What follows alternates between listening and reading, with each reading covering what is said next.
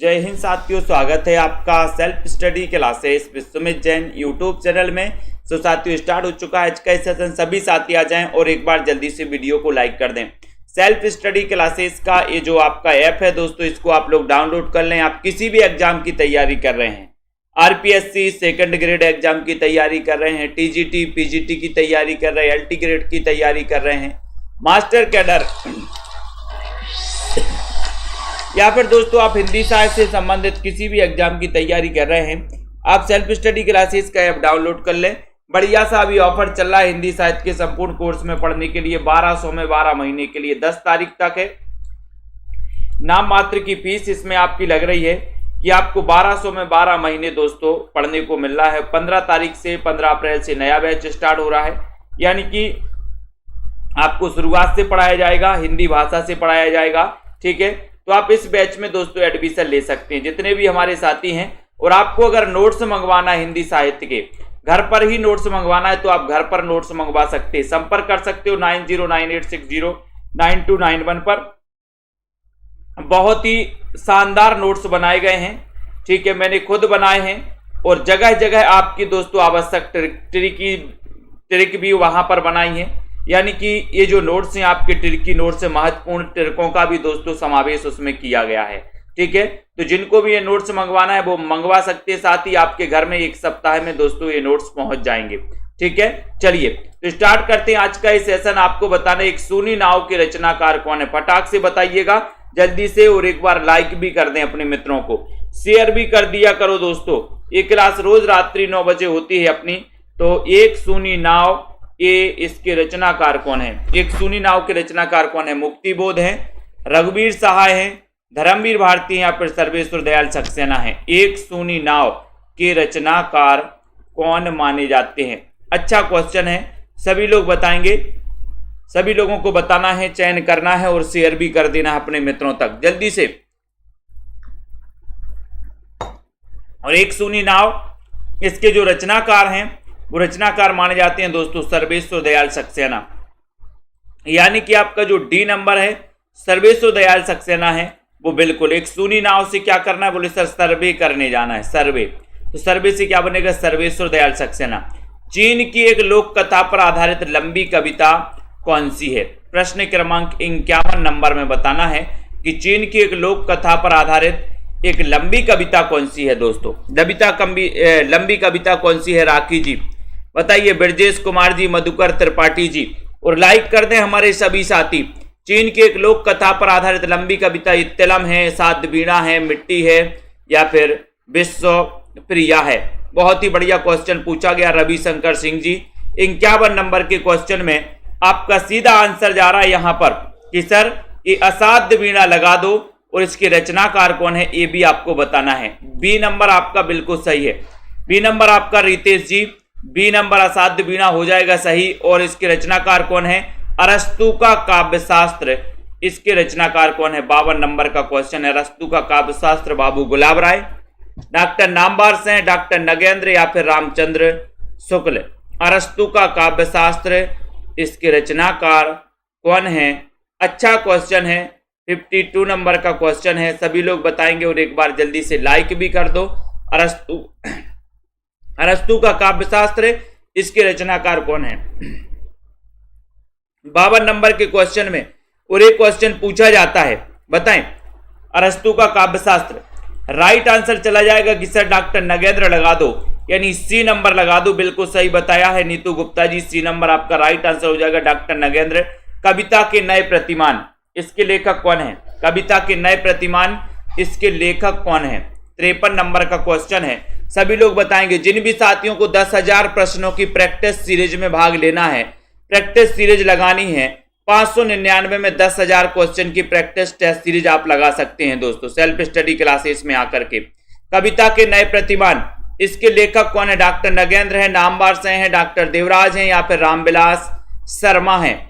और सभी लोगों ने पढ़ा है कि सर कविता किसी का नाम है, कविता किसी का नाम है, तो नाम से क्या बनेगा?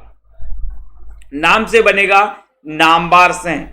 यानी कि आपका जो उत्तर है बी नंबर आपका राइट आंसर हो। कविता किसी का नाम है तो कविता के नए प्रतिमान नामवार से की दोस्तों ये रचना है।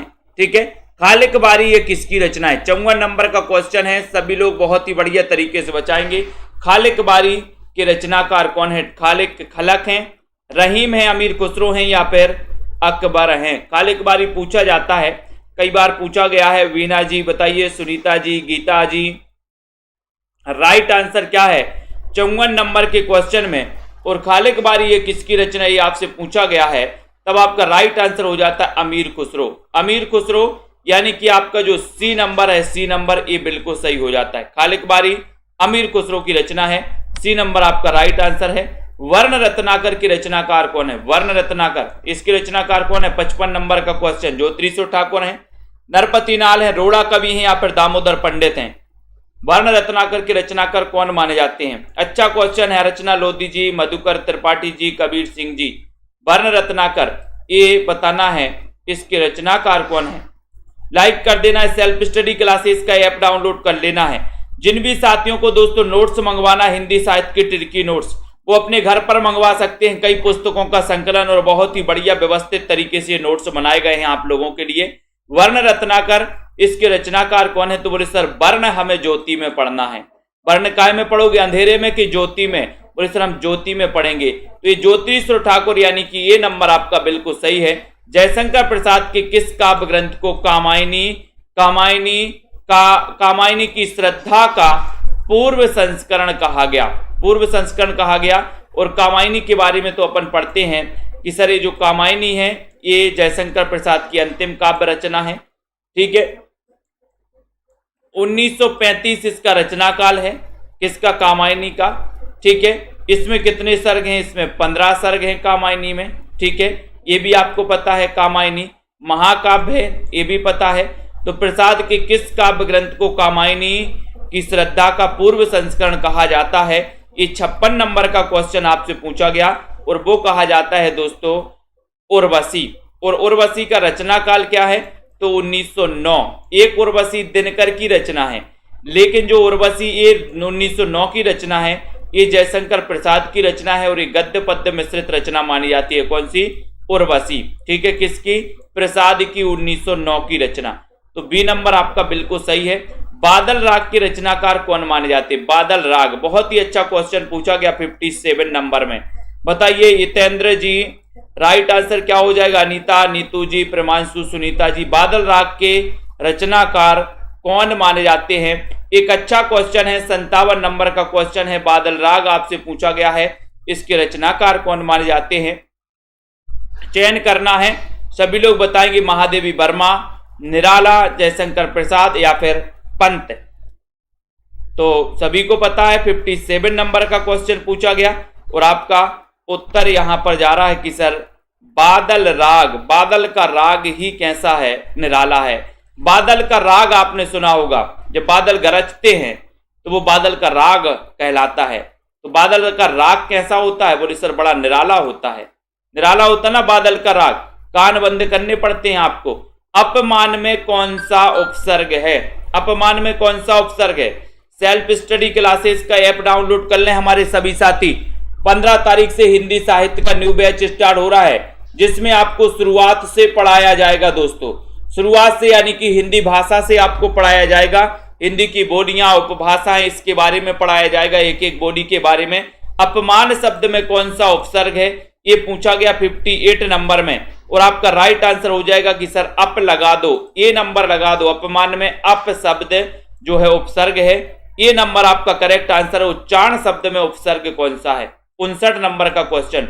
उच्चारण शब्द में कौन सा उपसर्ग है? उ, उच्च, उत या फिर उच्च?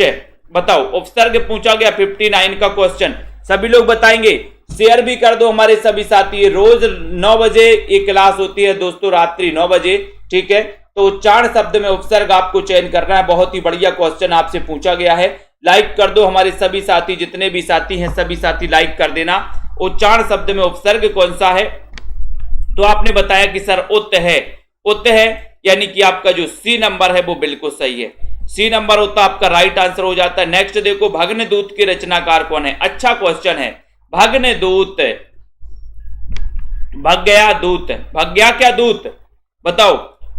सीताराम जी, दिलसेद जी, बीना जी, कमलाकांत जी, सभी लोग बताएंगे। रितेश जी, भग्नदूत के रचनाकार कौन है? अच्छा क्वेश्चन है, बहुत ही बढ़िया क्वेश्चन आपसे पूछा गया है। 60 नंबर के क्वेश्चन में आपका सीधा आंसर कहां जा रहा है? और उत्तर चला गया कि सर दारसू शर्मा जी बिल्कुल सही बताया कि डी नंबर लगा दो।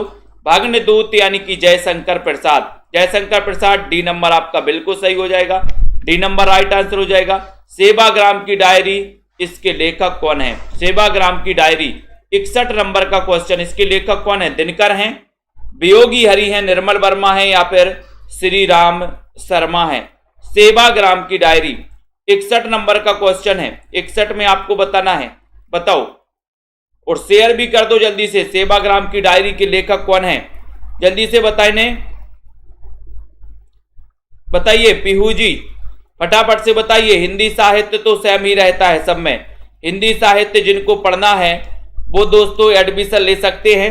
10 तारीख तक आपको 1200 में 12 महीने हिंदी पढ़ाया जाएगा। 1200 में 12 महीने, देखो ये 1200 में 12 महीने आपके बच्चे की भी फीस नहीं होगी, ठीक है। आपको 12,000 लगते हैं 12 महीने के, 12,000, ठीक है। तो याद रख लेना 12,000 तो क्या है, लाखों रुपए लगते हैं आपको महीने पे, सालों पे। तो सेवाग्राम की डायरी आपसे पूछा है तो ये श्री राम शर्मा यानी कि डी नंबर आपका सही हो जाएगा, डी नंबर, ठीक है। कयामत का वर्णन जायसी की किस रचना में हुआ है? बताओ। जायसी की 62 नंबर का क्वेश्चन है, कयामत का वर्णन जायसी की किस रचना में हुआ है? आखिरी कलाम में, अकरावट में, पद्मावत में या फिर इनमें से कोई नहीं। कयामत का वर्णन जायसी की किस रचना में हुआ है? ये 62 नंबर का क्वेश्चन आपसे पूछा गया है। तो जल्दी से एक बार बताइए और सेल्फ स्टडी क्लासेस का ऐप डाउनलोड कर लीजिए सभी साथी, ठीक है। तो यहां पर 62 नंबर का क्वेश्चन है और बढ़िया सा क्वेश्चन आपसे पूछा गया। तो यहां पर उत्तर आपका जा रहा है 62 नंबर में कि सर इनकी कयामत का वर्णन जिस रचना में है वो है कौन सी? आखिरी कलाम। कौन सी है?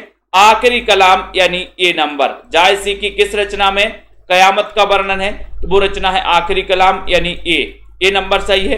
महेश का सही संधि विच्छेद क्या होगा? बहुत बढ़िया क्वेश्चन पूछा गया।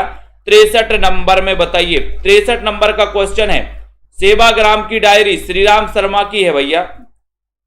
सेवाग्राम की डायरी, इसमें क्या देखिए, कौन बोल रहा है? दोबारा देखिए कार्तिक जी, 60 नंबर में क्या दिक्कत है? 60 नंबर में, 60 में भग्नदूत, भग्नदूत के रचनाकार कौन है? अज्ञे तो है भग्नदूत के, इसमें क्या दिक्कत है? सेवाग्राम की डायरी श्री राम शर्मा है, ठीक है। कयामत का वर्णन कयामत का आखिरी कलाम में होता है। महेश में कौन सी संधि है? 63 नंबर का क्वेश्चन है, 63 में। तो महाधन क्या हो जाएगा? ईश, यानी कि आपका जो बी नंबर है वो बी नंबर बिल्कुल सही हो जाएगा। महेश, महेश हो जाएगा, ठीक है। महाधन, ईश, बी नंबर सही है, बहुत बढ़िया। मतैक्य में कौन सी संधि है? मतैक्य में 64 नंबर का क्वेश्चन है। मतैक्य में कौन सी संधि मानी जाती है? तनु जी बताएं। लाइक कर दीजिए जल्दी से, शेयर भी कर दिए सभी साथी बढ़िया से। मैंने कई बार आपको बढ़ाया भी है, ठीक है।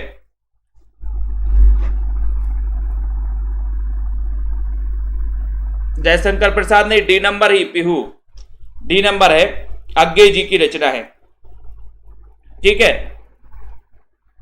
अच्छा मैंने जयशंकर बोला था, कोई बात नहीं। अज्ञे माने जाते हैं भग्नदूत, भग्गया दूत क्या? अज्ञे, ठीक है। मतैक्य में कौन सी संधि है? ये आपसे पूछा गया। मतैक्य में, मतैक्य में आपको बताना है डी 64 नंबर में कौन सी संधि मतैक्य में। तो आपका उत्तर हो जाएगा कि सर जो मतैक्य है इसमें जो संधि हो जाएगी 64 नंबर में वो हो जाएगी कौन सी संधि? वृद्धि, वृद्धि हो जाएगी। डी नंबर आपका बिल्कुल सही हो जाएगा, ठीक है, बहुत बढ़िया। D number right answer. लोग रामायण पढ़ते हैं में कौन सी क्रिया है? लोग रामायण पढ़ते हैं इसमें कौन सी क्रिया है? सकर्मक क्रिया है, अकर्मक क्रिया है, प्रेरणार्थक क्रिया है या फिर इनमें से कोई नहीं? बताएं कुरैशी जी, जल्दी से बताइए। प्रेम जी, विजय जी, कविता जी, कमलाकांत जी बताएं। बिंदुलता जी 65 नंबर का क्वेश्चन है, सभी लोग बताएंगे। बिल्कुल ठीक है, कोई बात नहीं है, डी नंबर ही है, उसमें भग्नदूत है, कोई बात नहीं, निकल जाता कभी कभी मुंह से भग्नदूत, ठीक है। भग्गया का दूत मैंने आपको कई बार याद भी करवाया, बोले अज्ञे, भग गया क्या दूत, बोले अज्ञे, पता नहीं, अज्ञे जी की है भग्नदूत। ठीक है, लोग रामायण पढ़ते हैं में कौन सी क्रिया है, कौन सी क्रिया है, लोग रामायण पढ़ते हैं, क्या पढ़ते हैं, रामायण पढ़ते हैं, तो कौन सी हो जाएगी, बोले सर सकर्मक क्रिया हो जाएगी। ए नंबर आपका सही है। ठीक है, ए नंबर। नेक्स्ट है, जिस समास का पहला पद अव्यय हो तथा दोस्तों पद प्रधान हो, प्रथम पद, उसे कौन सा समास कहेंगे। सबसे पहला तो यही है कि पहला पद अगर अव्यय हो तो कौन सा समास होगा, बताओ। आशा जी, हिना सिद्दीकी जी, कार्तिक जी बताइए। 66 नंबर का क्वेश्चन है, बहुत ही बढ़िया क्वेश्चन आपसे पूछा गया 66 नंबर में। अगर प्रथम पद अव्यय या उपसर्ग हो तो उसे क्या कहेंगे, वो कौन सा समास होगा, ये आपको चयन करना है। और जल्दी से शेयर भी कर दो हमारे सभी साथी। ये बी नंबर यानी अव्यय भाव समास हो जाएगा। बी नंबर आपका राइट आंसर हो जाएगा, अव्यय भाव समास। ठीक है, बी नंबर राइट आंसर है। विशेषण और विशेष के योग से कौन सा समास बनता है, 67 नंबर का क्वेश्चन है। विशेषण और विशेष के योग से ब्रजेश जी, हरविंदर जी सभी लोग बताएंगे, सरबजोत जी, आशा जोशी जी, बिंदु लता जी, विशेषण और विशेष के योग से कौन सा समास बनता है। एक अच्छा क्वेश्चन पूछा गया, लाइक कर दो सभी साथी। जिन भी साथियों को हिंदी साहित्य के नोट्स अपने घर मंगवाना है, कई पुस्तकों का निचोड़ जिसमें किया गया दोस्तों, ठीक है, वो हिंदी साहित्य के नोट्स मंगवाना है जिसमें ट्रिकों का समावेश किया गया, बहुत ही महत्वपूर्ण ट्रिक बनाई गई हैं। ठीक है, ऐसे नोट्स अगर आपको मंगवाना है तो आप संपर्क कर सकते हैं, एक सप्ताह में आपके घर नोट्स पहुंच जाएंगे। विशेषण और विशेष के योग से कौन सा समास बनता है, उत्तर चला जाता है सी नंबर यानी कि कर्मधारय समास। ठीक है, त्रिशूल किसका उपनाम है, 68 नंबर का क्वेश्चन है। त्रिशूल किसका उपनाम है, नाथुराम शर्मा शंकर का, सियाराम शरण गुप्त का, गया प्रसाद शुक्ल सनेही का, या फिर राय देवी प्रसाद पूर्ण का। सभी लोग बताएं। रमा शर्मा जी बताएं क्या आंसर है। आशा जी, प्रमांशु जी, कमलाकांत जी, त्रिशूल किसका उपनाम है। अच्छा क्वेश्चन है और बहुत ही बढ़िया क्वेश्चन है। बिल्कुल सही कहा था अभी किसी ने, माया राम जी ने, कि सर एक गरीबों की कोचिंग है। बिल्कुल सही बात है ना। आप देख रहे होंगे बड़े बड़े संस्थानों में जाओगे, 10,000, 15,000, 12,000, 8,000, 10,000 से कम फीस आपको नहीं लगने वाली। हिंदी साहित्य पढ़ने की बात करना, कहीं भी चले जाना, और जो ट्रिक सेल्फ स्टडी क्लासेस में बताई जाती है वो दुनिया की कोई भी कोचिंग में आपको नहीं बताई जाती दोस्तों। आपको याद नहीं करवाया जाता, सिर्फ आपको लिखवा दिया जाता है कि आप लिखिए, जितना भी है लिखिए, कॉपी में भर दीजिए और पढ़ते रहिए, ऐसा किया जाता है। आप देख लेना, बहुत बहुत बड़ी बड़ी कोचिंग में जाकर के देख लेना, 10-10, 15-15 हजार लगा के भी आ जाना। ठीक है, तो त्रिशूल किसका उपनाम है, 68 नंबर का क्वेश्चन आपसे पूछा गया है। और 68 में आपका उत्तर है बुक्की सर, त्रिशूल तो गया। त्रिशूल तो गया, तो गया से क्या बनेगा, गया प्रसाद शुक्ल सनेही। त्रिशूल तो गया, गया से गया प्रसाद शुक्ल सनेही हो जाएंगे, यानी कि सी नंबर आपका सही है। कविता कामनी कांत, भारतेंदु प्रज्ञेंदु, साहित्य सुधाकर। साहित्य सुधाकर दोस्तों उपाधियों से सम्मानित कवि कौन है, सम्मानित कवि कौन है, ये आपको बताना है। गया प्रसाद शुक्ल सनेही, नाथुराम शर्मा शंकर, ये बताना है अयोध्या सिंह उपाध्याय हरिऔध, या फिर सुमित्रा नंदन पंत। सभी लोग बताएंगे। कविता कामनी कांत, भारतेंदु प्रज्ञेंदु, साहित्य सुधाकर, इस उपाधि से किसको विभूषित किया गया। 69 नंबर का क्वेश्चन है, सभी लोग बताएंगे। राइट आंसर बताना है दीपिका जी, बताएं। अच्छा क्वेश्चन है, 69 नंबर का क्वेश्चन पूछा गया है और आपका उत्तर हो जाएगा कि कविता कामनी कांत, भारतेंदु प्रज्ञेंदु। अब यहां एक गड़बड़ हो जाता है, कई लोग यहां भारतेंदु आता है तो भारतेंदु लगा देते हैं, लेकिन याद रख लेना कविता कामनी कांत नाथुराम शर्मा शंकर, भारतेंदु प्रज्ञेंदु नाथुराम शर्मा शंकर, साहित्य सुधाकर नाथुराम शर्मा शंकर। बी नंबर सही हो जाएगा। बीसलदेव रासो के रचनाकार कौन है, ये रचना पूछी जाती है। ये रचना दोस्तों आपको पता है रामचंद्र शुक्ल ने जिन 12 प्रमाणिक रचनाओं के आधार पर आदि काल को वीर गाथा काल दिया था। ठीक है, वीर गाथा काल नाम दिया था, और उन्होंने दोस्तों उन जो 12 प्रमाणिक रचनाएं मानी थी, उन 12 प्रमाणिक रचनाओं में बीसलदेव रासो को भी स्थान दिया था। लेकिन बीसलदेव रासो को जो रचना है दोस्तों, वीर गाथात्मक रचना न मानकर इसे श्रृंगारिक रचना माना जाता है, श्रृंगार परक रचना माना जाता है आलोक हिंदी जी। ठीक है, और इस श्रृंगार परक जो रचना है वो किसकी है, बीसल 20 बोले सर नरपति, नरपति 20 नहीं होते बोले सर, 20 नहीं होते नरपति, तो 20 से बीसल देव रासो नरपति नाल की रचना है, श्रृंगार परक रचना है, अजमेर के शासक से संबंधित। एक क्वेश्चन आता है कि अजमेर के शासक से संबंधित रचना कौन सी है, तो ये बीसल देव रासो है जो कि नरपति नाल की है। ये नंबर आपका बिल्कुल सही है। नेक्स्ट देखते हैं, बहुत बढ़िया, भक्ति को धर्म का रसात्मक रूप किसने कहा है? अच्छा क्वेश्चन पूछा गया यहाँ पर। 71 नंबर का क्वेश्चन है। रश्मि पाठक जी बताइए, आनंद जी, आशा जी, सभी लोग बताएंगे। सेल्फ स्टडी क्लासेस ऐप में बढ़िया तरीका है, अभी अच्छा मौका है एडमिशन लेने का। आपको 1200 में 12 महीने पढ़ाया जाएगा दोस्तों, 1200 में 12 महीने, ठीक है। और आपको अच्छा लगेगा और गारंटी है कि अगर आपको हिंदी साहित्य ऐसा लगता है कि पुस्तक उठाओ और अलग रख दो, अगर ऐसा महसूस होता है तो ऐसे व्यक्ति जरूर आए सेल्फ स्टडी क्लासेस में। जिनको हिंदी साहित्य सबसे खराब सब्जेक्ट लगता है, जिनको हिंदी साहित्य बोरिंग लगता है, वो ऐसे साथी तो जरूर आए सेल्फ स्टडी क्लासेस ऐप में, ठीक है। उन साथियों के लिए जरूर मैं इंटरेस्ट ला दूंगा दोस्तों हिंदी साहित्य में, वो सभी साथी आए।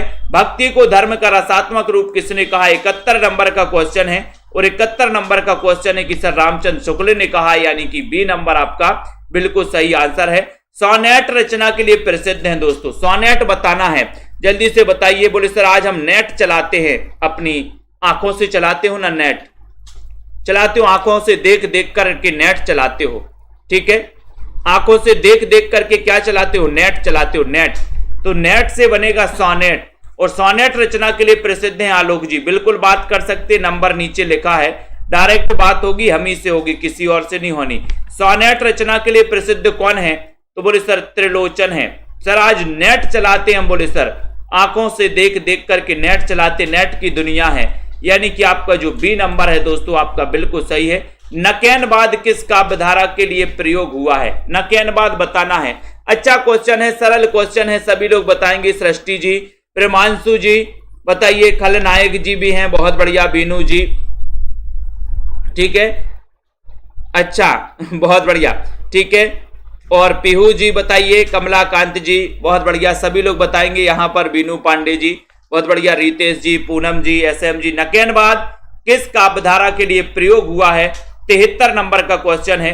और ये प्रयोगवादी के लिए, प्रयोगवादी काव्यधारा के लिए दोस्तों एक नकैनवाद, वैसे इसका पर्याय प्रपद्यवाद माना जाता है, लेकिन नकैनवाद प्रयोगवाद के दोस्तों समकक्ष एक धारा चली थी, कौन सी? नकैनवाद, ठीक है, प्रयोगवाद के समकक्ष। वैसे नकैनवाद प्रबद्धवाद का पर्याय माना जाता है, ठीक है। तो यहां पर अगर ऐसे इस प्रकार से क्वेश्चन आता है तब आप बी नंबर ही लगाएंगे।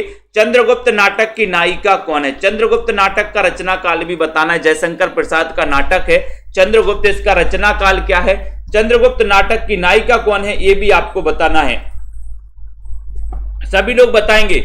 और एक बार बिल्कुल रश्मि पाठक जी, सभी लोग बताएंगे और लाइक करना है, वेरी गुड, बहुत बढ़िया, सभी लोग बताओ यहां पर कि नकैनवाद इसका पर्यायवाची, ये चंद्रगुप्त जो नाटक है, ये नाटक आपको बताना है। चंद्रगुप्त नाटक की नायिका कौन है? नायिका कौन है, इसका रचना काल भी आपको बताना है, मैंने याद भी करवाए हैं आपके।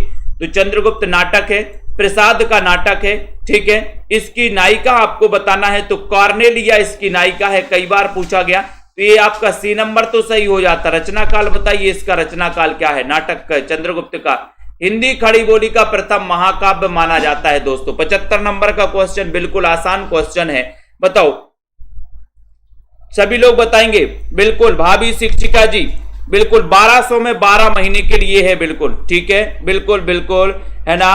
बीनू पांडे जी बहुत बढ़िया, है ना, बहुत बढ़िया, धन्यवाद आपकी बिटिया को भी। हिंदी खड़ी बोली का प्रथम महाकाव्य माना जाता है, तो क्या माना जाता है, सभी लोग बताइए, बहुत बढ़िया।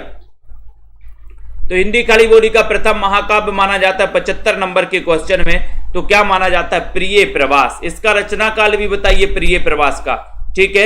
ये अयोध्या से उपाध्याय हरिऔध का दोस्तों ये महाकाव्य है, 17 सर्गों का महाकाव्य है। अयोध्या से उपाध्याय हरिऔध का जन्म 1965 में हुआ था, ठीक है। कवि सम्राट की उपाधि से विभूषित किया गया था अयोध्या से उपाध्याय हरिऔध को, जिनकी एक रचना है दोस्तों, प्रथम रचना है कृष्ण शतक, प्रथम रचना इनकी कृष्ण शतक मानी जाती है। इनकी एक रचना रस कलश मानी जाती है दोस्तों, जो रस कलश दोस्तों आपको पता है नायिका भेद संबंधी रचना मानी जाती है, किसकी? अयोध्या से उपाध्याय हरिऔध की। और ये प्रिय प्रवास इसका रचना काल 1914 बताया है, जो बिल्कुल सही आंसर है। निराला कृत तुलसीदास हैं, क्या है बताओ? तुलसीदास है तो क्या है, ये बताना है। कुरैशी जी बताइए, निराला कृत तुलसीदास आपको बताना है। मुक्तक काव्य है, गीति काव्य है, खंड काव्य है या फिर चंपू काव्य है। तुलसीदास एक रचना है निराला जी की, जो कि आप सभी को पता है। मुक्तिबोध एक रचना है दोस्तों ज्ञानेंद्र कुमार की, ठीक है। अब तुलसीदास एक इसकी रचना है और इसका काव्य रूप आपसे पूछा गया है। देखते हैं कौन कौन यहां पर सफल हो जाता है। और आपको यहां पर बताना भी है कि सर जो निराला की एक रचना है तुलसीदास, कई बार पूछी गई एक खंड काव्य है। सी नंबर करेक्ट आंसर है। गेहूं और गुलाब, उजली आग और कुटज निबंधों की रचयिता आपको देखना है, यहां पर क्रम से बताना है। गेहूं और गुलाब एक किसका है बताइए, उजली आग किसका है, कुटज किसका है, तो यहां पर आपको क्रम से लगाना है। बताओ, सभी लोग बताएंगे और सीधा सीधा आंसर है। और मैंने ट्रिक से भी आपको कई बार बताया है। पता है कौन कौन सही बता पा रहा है।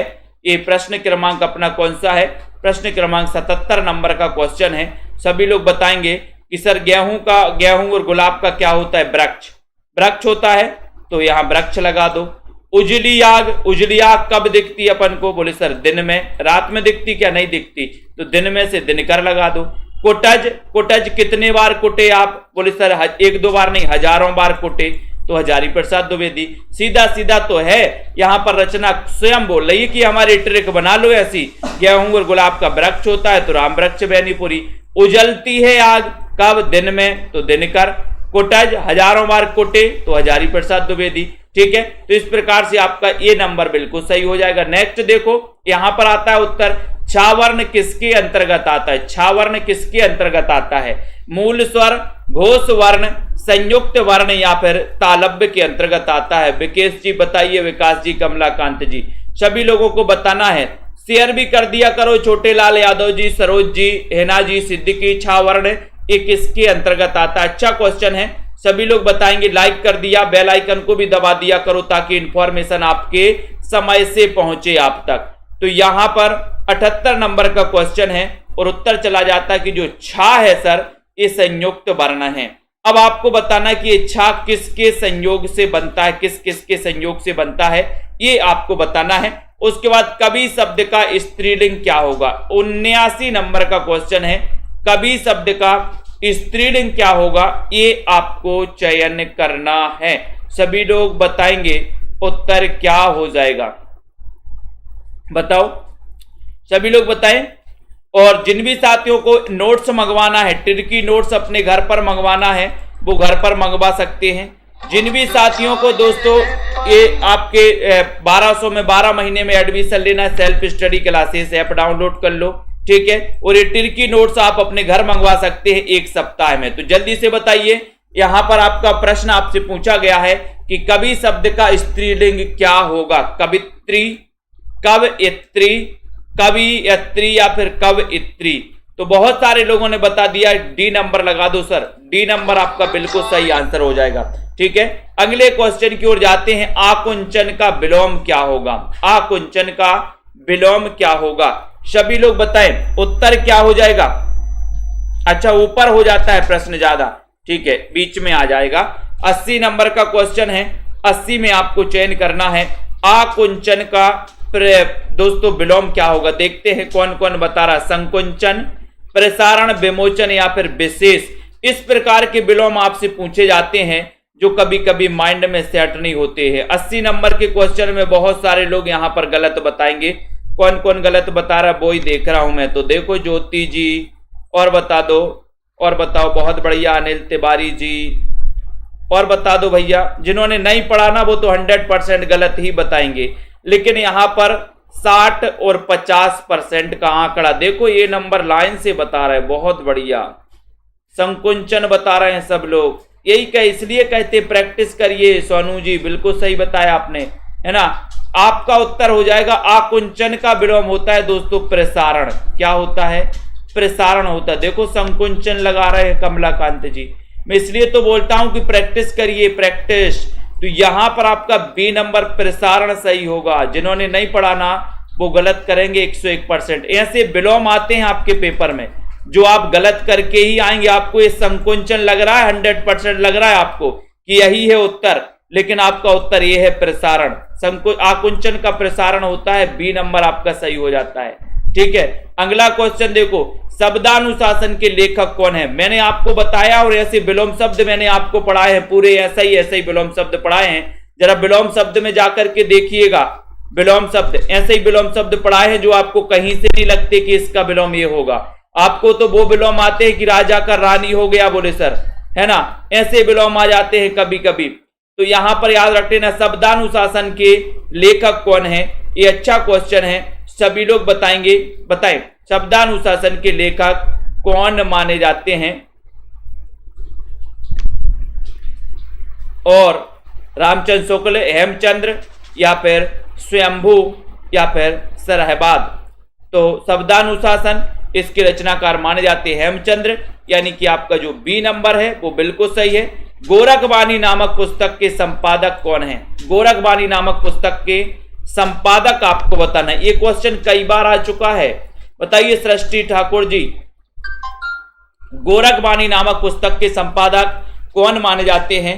82 नंबर का क्वेश्चन है, बहुत ही बढ़िया क्वेश्चन है। डॉक्टर पीताम्बर दत्त बड़थवाल, रामचंद्र शुक्ल, रामकुमार वर्मा, या फिर गणपति चंद्र गुप्त। 82 का क्वेश्चन है और 82 नंबर के क्वेश्चन में आपका राइट आंसर हो जाएगा कि सर गोरखबानी, यानी पीताम्बर दत्त बड़थवाल, गोरखबानी, यानी कि ये नंबर आपका बिल्कुल सही है। ये नंबर राइट। पुष्टि मार्ग का प्रवर्तन किसने किया है? पुष्टि मार्ग का प्रवर्तन बताना है आपको। चयन करिए सभी लोग। सही आंसर यहां पर क्या हो जा रहा है दोस्तों? सभी लोग बताएं पुष्टि मार्ग का प्रवर्तन किसने किया? हमारे जितने भी साथी हैं जिन्होंने अभी तक वीडियो को लाइक नहीं किया है, वो लाइक करके जल्दी से एक बार शेयर कर दो साथियों, मजा आ जाएगा। ठीक है, और इसी प्रकार से अगर आपको पढ़ना है, अध्ययन करना है, ट्रिक से पढ़ना है दोस्तों, और विस्तृत पढ़ना है, तो सेल्फ स्टडी क्लासेस का ऐप आज ही डाउनलोड कर लो और दोस्तों एडमिशन उसमें आप ले सकते हो। ठीक है, एडमिशन लेकर के अध्ययन करो। बोले सर पुष्टि अगर नहीं होती आपकी बात की तो आपको बल से पुष्टि करवानी है, बल से करवानी है। तो वल्लभाचार्य याद रख लेना, इनका जन्म कब हुआ था ये आपको बताना है। बताइए इनका जन्म वल्लभाचार्य का कब हुआ था, जिन्होंने पुष्टि मार्ग की स्थापना की थी दोस्तों।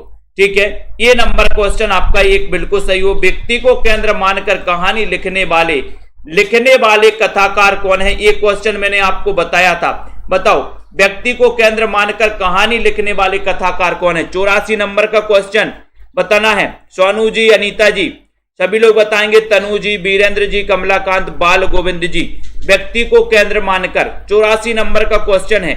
इतना अच्छा क्वेश्चन आपसे पूछा गया कि आप कभी गलत नहीं कर सकते हैं, लेकिन देखते हैं कौन कौन गलत कर रहा है। कमला ठाकुर जी गलत, और बताइए, देखो यही तो गड़बड़ हो रहा है।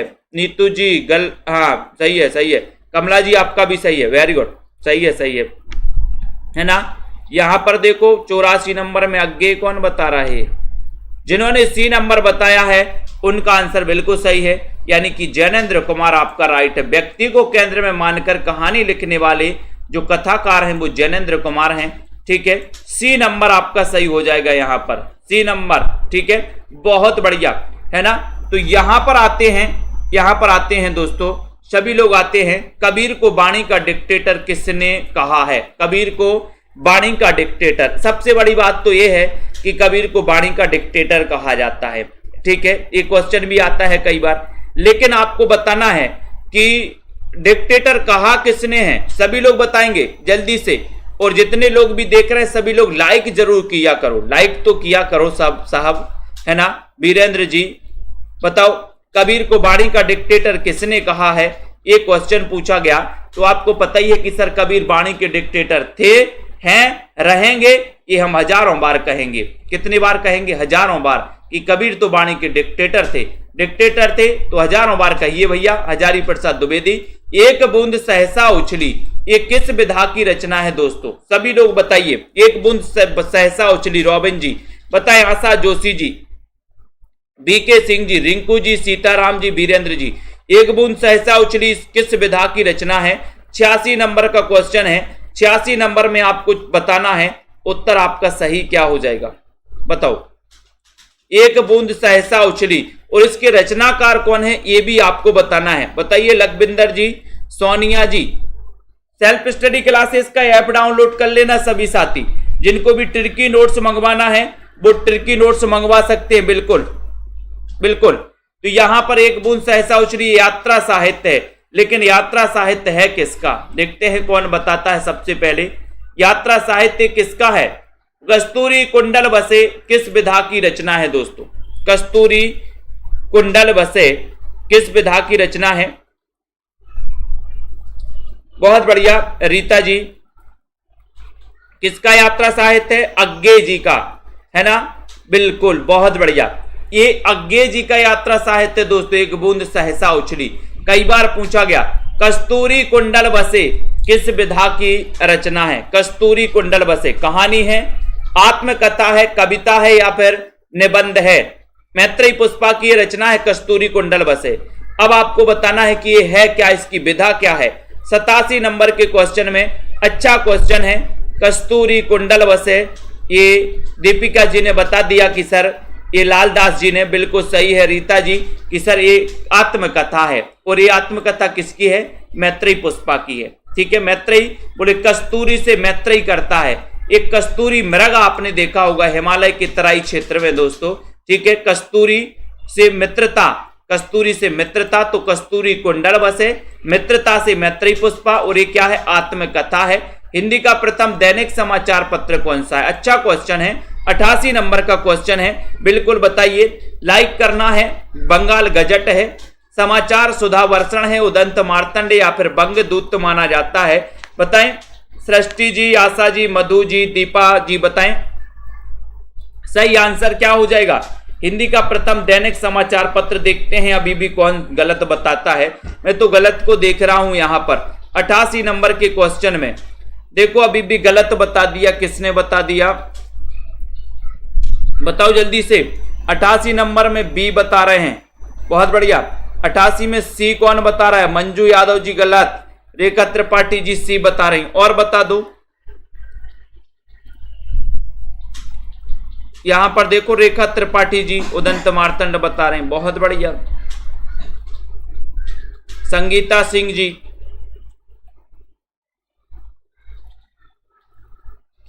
बहुत बढ़िया बहुत बढ़िया, वेरी गुड।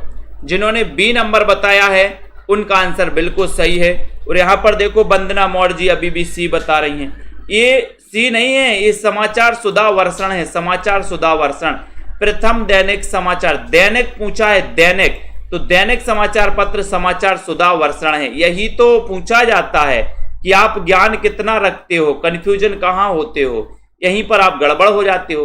हिंदी का अगर प्रथम पूछा जाता, दैनिक काट दिया जाता, तो प्रथम में आप उदंत मार्तंड लगाते, है ना। हिंदी का प्रथम साप्ताहिक पूछा जाता तो साप्ताहिक में आप उदंत, साप्ताहिक था उदंत मार्तंड, और दैनिक ये था समाचार सुधा वर्षण। बहुत बढ़िया। नेक्स्ट देखो, नाथ संप्रदाय के प्रवर्तक कौन माने जाते? नाथ संप्रदाय 89 नंबर का क्वेश्चन है। सभी लोग जल्दी से लाइक कर दो, फटाफट से शेयर कर दो, और दोस्तों वीडियो को शेयर भी कर दिया करो अपने मित्रों तक। ये रोज क्लास रात्रि 9 बजे होती है।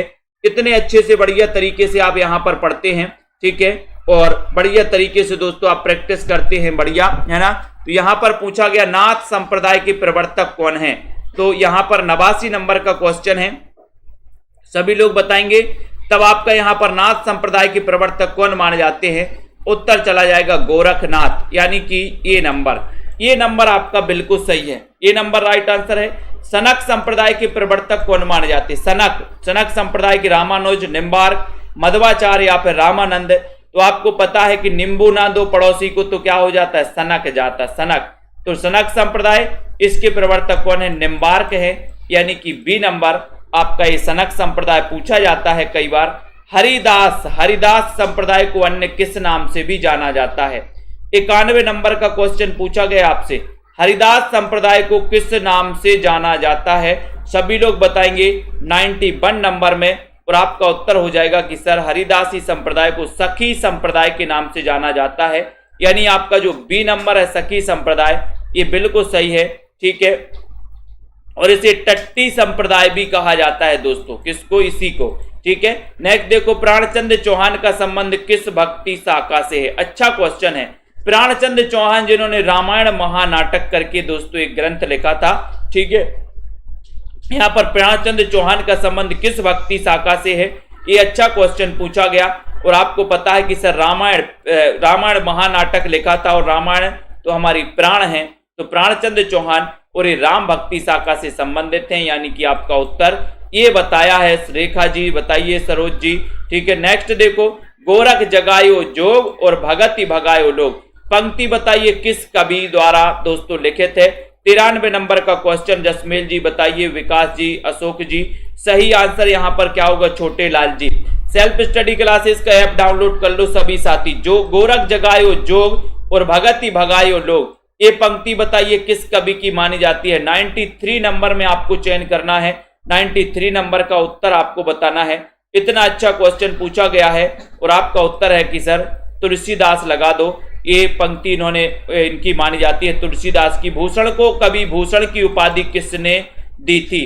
भूषण आपको पता है दोस्तों रीति काल में राष्ट्रीय काव्यधारा के कवि माने जाते हैं। ठीक है, तो यहां पर बताना है कि भूषण को कवि भूषण की उपाधि किसने दी थी, ये क्वेश्चन है। सभी लोग बताएं और लाइक कर देना है आपको, सभी साथियों को लाइक कर देना है, शेयर भी कर देना है। शिवाजी ने, छत्रसाल ने, सोलंकी राजा रुद्रसाय ने या फिर हरि औध ने 94 नंबर के क्वेश्चन में। और उत्तर जा रहा है कि सर भूषण को भूषण की उपाधि दी थी सोलंकी राजा रुद्रसाय ने। इनका वास्तविक नाम था घनश्याम। इनका वास्तविक नाम क्या था, भूषण का घनश्याम नाम था। ठीक है, तो आपका ये सोलंकी राजा रुद्र घनश्याम याद रख लेना। नेक्स्ट आते हैं, द्विजदेव किस परंपरा के कवि हैं। द्विजदेव किस परंपरा के कवि हैं। रीतिबद्ध है, रीति मुक्त है, रीति सिद्ध है, रीति या फिर भक्ति परंपरा। द्विजदेव किस परंपरा के कवि हैं। 95 नंबर के क्वेश्चन में आपको बताना है। उत्तर बताइए, लाइक करना है। रश्मि पाठक जी, विकास जी, सभी लोग बताओ द्विजदेव किस परंपरा के कवि माने जाते हैं, बताओ। और ये क्वेश्चन आता ही है, कई बार आ चुका द्विजदेव का। तो द्विजदेव किस परंपरा के कवि हैं, तब आपका 95 नंबर का जो क्वेश्चन है दोस्तों वो चला जाता है कहां पर, कि सर ये रीति मुक्त कवि हैं। यानी कि आपका जो बी नंबर है रीति मुक्त, बिल्कुल सही है। द्विजदेव रीति मुक्त कवि माने जाते हैं दोस्तों। बी नंबर आपका बिल्कुल सही हो जाएगा। किसने 1873 ईस्वी में हरिश्चंद्र मैगजीन की स्थापना की थी, बताओ। 96 नंबर का क्वेश्चन है, सभी लोग बताएंगे। राधिका जी बताइए, नवेर जी, जसमेल जी।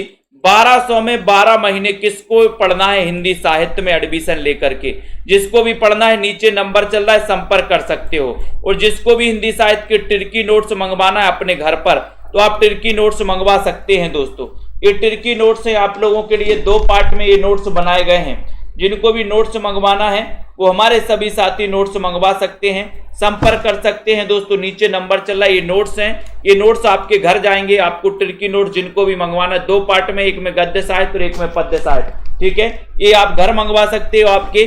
ठीक है, और आपको यहाँ पर उत्तर हो जाएगा भारतेंदु लगा दो, बी नंबर लगा दो। ठीक है, इतिवृत्तात्मकता किस युग की विशेषता है। 97 नंबर का क्वेश्चन है, इतिवृत्तात्मकता बताना है। राधिका जी बताइए, अनीता जी। सही आंसर आपको चयन करना। इतिवृत्तात्मकता किस युग की विशेषता है। भारतेंदु युग की, द्विवेदी युग की, छायावादी युग की या फिर शुक्ल युग की मानी जाती है 97 नंबर में।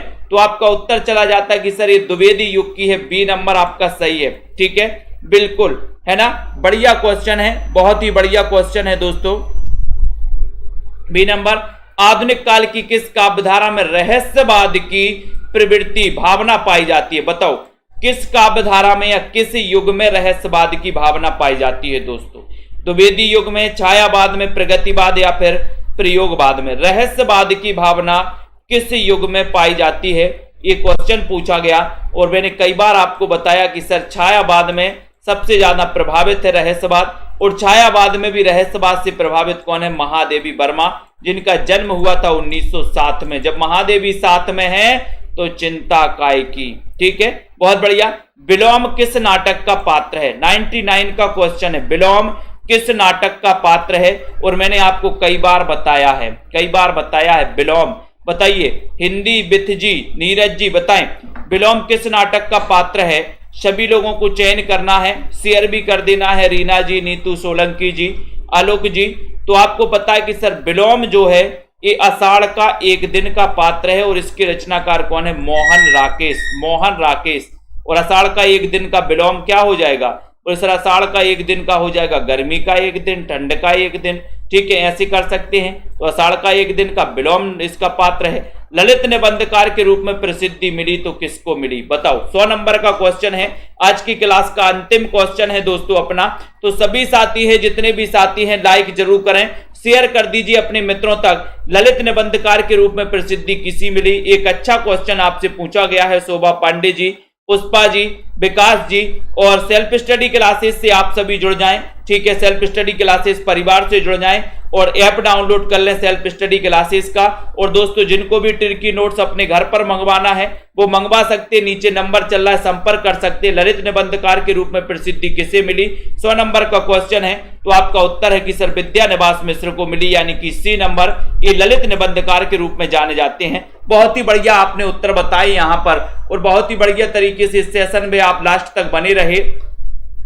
सेल्फ स्टडी क्लासेस का ऐप, ये वाला ऐप आप डाउनलोड करिए। ये वाला ऐप आप दोस्तों ये डाउनलोड कर सकते हो, ठीक है। और ये आपके लिए ऑफर है, 15 अप्रैल से नया बैच हिंदी भाषा से आपको शुरुआत से पढ़ाया जाएगा।